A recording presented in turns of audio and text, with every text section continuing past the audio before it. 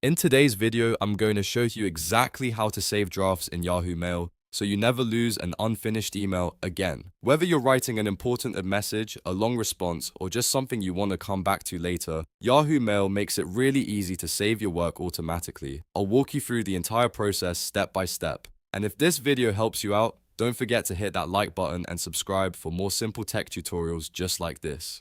Alright, let's jump right in. First, open your browser and go to Yahoo Mail. You can simply search for Yahoo Mail on Google or type in mail.yahoo.com directly into your address bar. Once you're there, go ahead and sign into your account using your email and password. After logging in, you'll be taken to your inbox. From here, look for the Compose or New Message button, usually located on the top left side of the screen.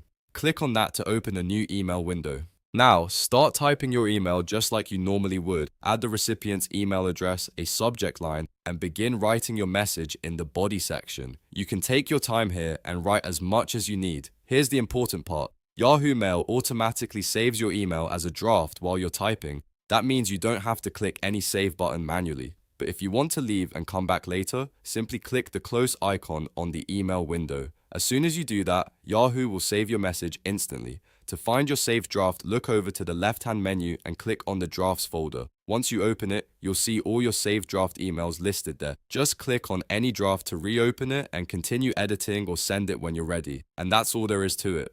Yahoo Mail makes saving drafts super simple by doing it automatically in the background, so you never have to worry about losing your progress. If you found this helpful, make sure to like this video and subscribe to the channel for more quick and easy tutorials. Thanks for watching, and I'll see you in the next one.